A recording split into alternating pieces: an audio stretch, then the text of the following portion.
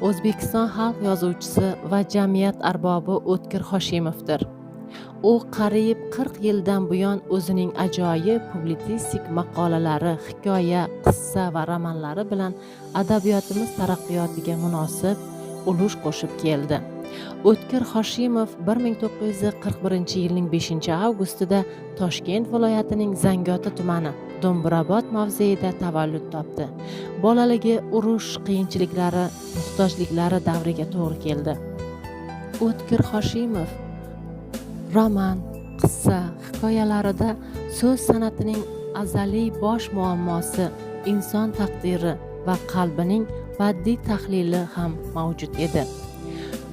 Cho'l havosi, muhabbat, Nigora, shamol esaveradi nomli hikoya va qissalar shundan dalolatdir.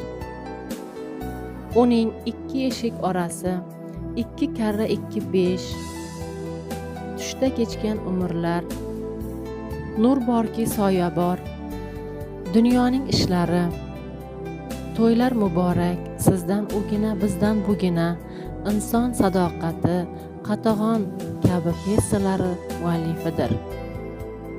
O'tkir Hoshimovga samarali ijodiy mehnati uchun 1991-yil O'zbekiston xalq yozuvchisi faxriy unvoni berilgan. U buyuk xizmatlari uchun ordeni bilan ham taqdirlangan.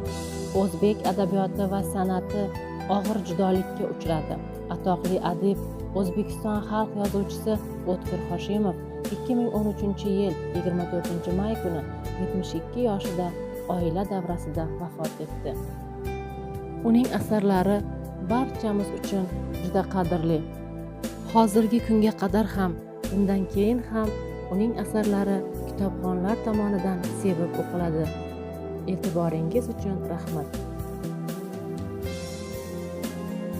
Adabiyot misoli cheksiz ummon, na tubi, na sohillari ko'rinadi. Bag'rida katta-yu kichik qalamkashlar. Biri xo'p yozadi, yana biri hamid qadar. Birining kitobini varaqlaysan, keyin qo'lga olish xayolingga kelmaydi. Boshqasining asarini bag'ringda quchoqlab yotasan, xayrlashging kelmaydi. Qayta-qayta o'qiyverasan va har safar nimadir topasan.